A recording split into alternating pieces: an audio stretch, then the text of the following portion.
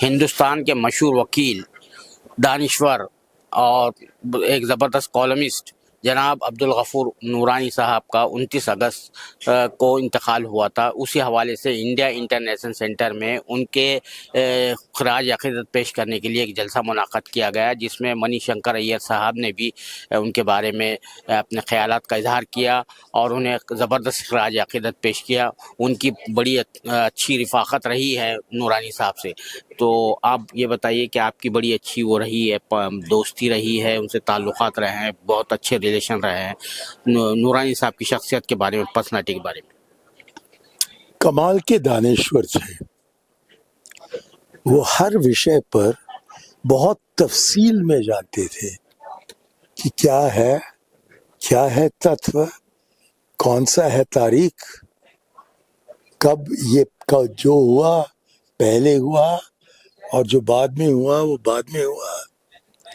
और क्योंकि उनका आधार तत्व थे, जब वो अपना आर्ग्यूमेंट शुरू करते थे तो तब बहुत आसानी से कोई भी समझ सकता था कि वो क्या कह रहे हैं और क्यों कह रहे हैं और कहाँ तक जाकर पहुँचेंगे।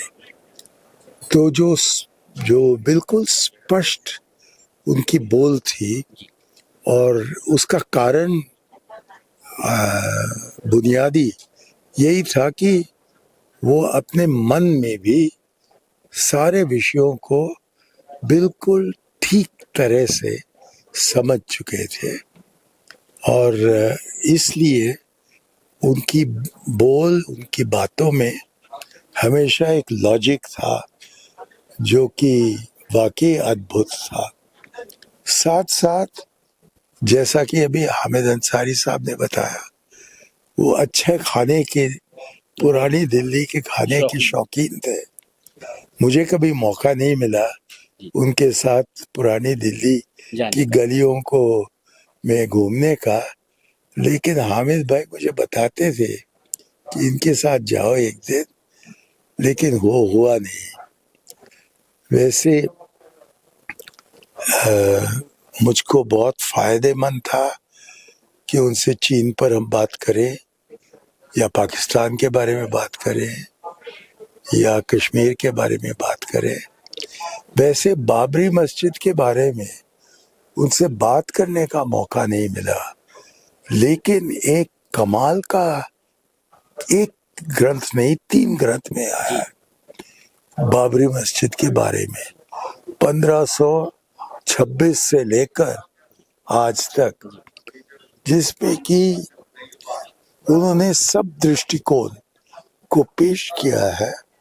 और ख़ास तौर पर देवकी नंदन अग्रवाल का पहला भेंट जो मुख्यमंत्री वीर बहादुर सिंह से हुआ, उसके बारे में जो उन्होंने बताया है, उससे बिल्कुल साफ पता लगता है कि वो जो ताले खुले उसका मूल कारण अरुण नेहरू ही थे, और कि राजीव गांधी इसके बारे में कुछ नहीं जानते थे जब तक कि काम पूरा हो गया था।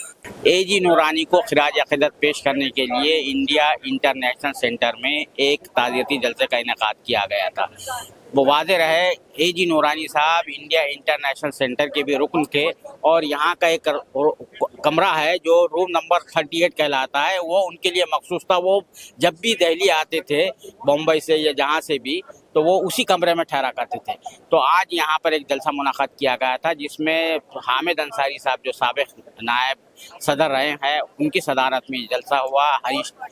इस जलसे में मणिशंकर अय्यर, सलमान खुर्शीद साहब, सिद्धार्थ वरदराजन, हरीश खरे और दीगर अहबाब ने उन पर जो है अपने ख़यालात का इज़हार किया, यानी नूरानी साहब की ज़िंदगी पर, ख़िदमत पर, शख्सियत पर अपने ख़यालात का इज़हार किया। इस जलसे को मुनक़्क़द करने में कुर्बान अली साहब जो साबिक़ BBC के जर्नलिस्ट है और जाने माने एक्टिविस्ट भी हैं, उन्होंने इस जलसे की निज़ामत की थी और उनके जो है नूरानी साहब से बड़े करीबी ताल्लुकात रहे। ये जो जलसा मुनक़्क़द किया गया, जिस तरह उनको खिराज अक़ीदत पेश किया गया, उसके बारे में ज़रा बताएं आप। देखिए, एजी नूरानी साहब बहुत बड़ी शख्सियत के हामिल थे और इंडिया इंटरनेशनल से जैसे आपने बताया उनका बड़ा ताल्लुक़ था, 50 साल से ज़्यादा पुरानी उनकी मेंबरशिप थी, तो यहीं आकर के रुकते थे जब कभी दिल्ली आते थे। तो हमने सोचा कि उनके दोस्त अहबाब इकट्ठा हों और उनका ताज़ियती जलसा ना हो करके उनकी जो हमजहत शख्सियत थी उसको सेलिब्रेट किया जाए, और इसलिए ये जलसा यहाँ मुनक्किद किया गया। इंडिया इंटरनेशनल ने इस जलसे को ऑर्गेनाइज़ किया और मुझे ये जिम्मेदारी सौंपी कि मैं इसको कोऑर्डिनेट करूं और मॉडरेट करूं। तो एजी नूरानी साहब का बहुत बड़ा काम है। आने वाली सदियां उन्हें याद करेंगी, आने वाली नस्लें उन्हें याद करेंगी, क्योंकि कोई दूसरा एजी नूरानी पैदा नहीं हो सकता।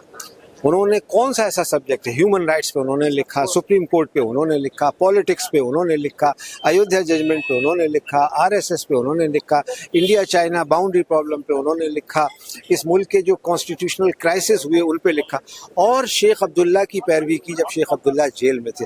और कश्मीर पे जितना काम अकेले एजी नूरानी साहब का है, कोई दूसरा शख्स नहीं है इस रुए ज़मीन पे जिसने इतना काम किया हो, इतनी किताबें लिखी हों और जिनके रेफरेंसेस सुप्रीम कोर्ट के जजमेंट में कोट किए जाते हैं। अभी हाल ही में आर्टिकल 370 पे सुनवाई हुई और उसमें ये हुआ कि नूरानी साहब की राइटिंग्स को सराहा गया और उसको कोट किया गया। जो डिबेट्स हुई, डिस्कशन हुए, जो कपिल सिब्बल ने और दूसरे सीनियर वकला ने, तो नूरानी साहब जैसे लोग सेंचुरीज में पैदा होते हैं और पिछले 50 वर्षों से वो अकेले ऐसे शख्स थे। बाय प्रोफेशन वो वकील थे, लेकिन वकालत कम की, लिखा ज़्यादा। सहाफ़ी थे, राइटर थे, मुअर्रिख थे और क्या नहीं थे। और खाने का उन्हें बहुत शौक़ था, इसलिए उनके साथ खाने की बातें होती थी। पुरानी दिल्ली का सफ़र होता था, पोर में बिरयानी खाए जाते थे। वो इस बात पर जोर देते थे कि वो एंटी वेज है, वो नॉन वेजिटेरियन कहलाना पसंद नहीं करते थे। तो आने वाली नस्लें याद रखेंगी कि कोई एजी नूरानी पैदा है। मगर आपने कहा कि उनकी शख्सियत के हवाले से कि सेंचुरीज में, सदियों में ऐसी शख्सियत पैदा होती है, इतनी बड़ी इल्मी शख्सियत थी। अगर वो किसी और दूसरे मुल्क में होते तो उनकी बड़ी पिजराई होती, इज्जत अफजाई होती। उनके साथ जो है सरकार का, जो यहाँ की जितनी भी सरकार है, कोई ऐसा रवैया नहीं रहा। ये अफसोस की बात है कि हिंदुस्तान के एक महान सपूत को भुला दिया गया। उसे वो इज्जत, वो शोहरत तो उन्हें खुद मिली ज़ाती तौर पे, लेकिन वो इज्जत, वो एजाज़ नहीं मिला जो उन जैसी शख्सियत को मिलना चाहिए। लेकिन नूरानी साहब ने कभी इसकी परवाह नहीं की, क्योंकि कभी वो हुकूमत वक्त के आगे हाथ जोड़ के खड़े नहीं हुए। वो वज़ीर आज़म को उसके मुंह पे क्रिटिसाइज़ कर सकते थे। उन्होंने जो आरएसएस पर किताब लिखी है, बेइंतहा मेहनत करके वो किताब लिखी है और उसकी एक लाइन कोई काट नहीं सकता। उसमें जवाहरलाल नेहरू को, अंबेडकर को, सरदार पटेल को, जयप्रकाश नारायण को कोट किया गया। तो जाहिर सी बात है कि हुकूमतें ऐसे लोगों से को पसंद नहीं करती जो नुक्ताचीन होता है।